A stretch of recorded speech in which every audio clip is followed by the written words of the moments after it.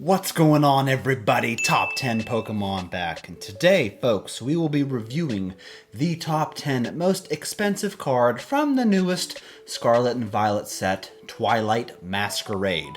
This set is due to release May 24th and it boasts a total of 226 cards. And today we'll be reviewing the top 10 most expensive sales of individual cards from this set before it's even released. As I always say, folks, once this set is released, the prices of these cards will surely change. They usually go down as more of these singles hit the market, so keep that in mind as we go through this list today. Before I get started, folks, a real quick shout out to today's video sponsor. It is lowpopping.com, your source for investment-worthy Pokemon cards. If you would like to get your hands on some high-end Pokemon cards, you need to go check out lowpopping.com. Whether it's vintage gold or modern grails, lowpopping.com has something for everyone. Whether you're into graded cards, graded booster packs, graded video games, autographed cards, PSA, BGS, CGC graded cards, it doesn't matter, Low Popping's got it on their website for you. And if you stumble across a grail that you must have for your collection, but maybe you don't have the cash on hand, you can easily trade for that particular card. And don't forget, you can also sell to them or make offers. They also have buy now, pay later options available for you to take advantage of as well. So after this video, go to lowpopping.com, check out their massive inventory of high-end Pokemon cards for sale. And as always, folks, let me know what you pick up. I'm looking forward to hearing from you. Now, before I get started on this top 10 list, let me just say that Twilight Masquerade has been praised, it seems, for the illustrations and artwork on a lot of these cards, but it has been an unpopular set in terms of the Pokemon that have been featured, the value of these cards and these boxes, and the collectability of the set overall. So let's see what these prices say. Let's start off with the number 10 most expensive card, which would have to be the Teal Mask Ogerpon EX, which is a brand new Pokemon to me anyhow. This card was listed for $60, but ended up having a best offer accepted price of about $45. And there are multiple versions of this Ogerpon EX. This one right here is the number 10 most expensive in the set. The number 9 most expensive card in this set is an item trainer card. It is this Buddy Poffin card that was listed for about $70, ended up having a best offer accepted price of $55. And I'm not familiar with the playability of a lot of these trainer and item cards, but this one's definitely a unique design. This is the number 9 most expensive card in this set. The number 8 most expensive card is another Ogerpon. This one here is the Hearth Flame Mask Ogerpon EX that has sold recently in auction for about $55.55. And yeah, pretty cool looking card. I'm not... You know, I love the OG Pokemon, so when I see a new Pokemon type come by, I'm usually pretty hesitant, but I like the design of this. It's pretty cool, and the number 8 most expensive on our list today. The number 7 most expensive card in this entire set would have to be this Full Art Kieran that has sold recently in auction for about $56.28.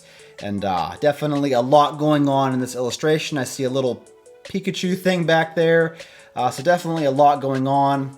This Full Art Trainer here is the number 7 most expensive in this set. The number 6 card on our list today would have to be this Full Art Perrin that has sold recently in auction for about $73. And I don't have a whole lot to say about this. This is a supporter trainer card and the number 6 most expensive. The number 5 most expensive card in this set would have to be this special illustration rare Lana's Aid that was listed for $125, ended up having a best offer accepted price of $80.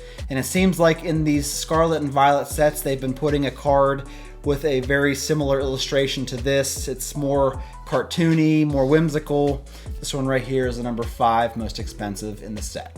Coming in 4th place, we have this illustration rare Carmine that was sold recently in auction for about $81.96. This seems to be a very trainer-heavy set in terms of where it gets its value. We're not seeing a whole lot of Pokemon. So yeah, just notice that. This is the number 4 most expensive card. Getting down to the final 3, the 3rd most expensive card in Twilight Masquerade would have to be this Blood Moon Ursaluna EX Special Illustration Rare. that has sold in auction for about $85. And this looks like I guess a futuristic Ursaring, which was like a bear type Pokemon, first featured back in Neo Discovery, I believe. This is the number 3 most expensive card in the entire set. The number 2 most expensive card is one we can all enjoy. It is this illustration rare Eevee that has sold in auction for about $91.96.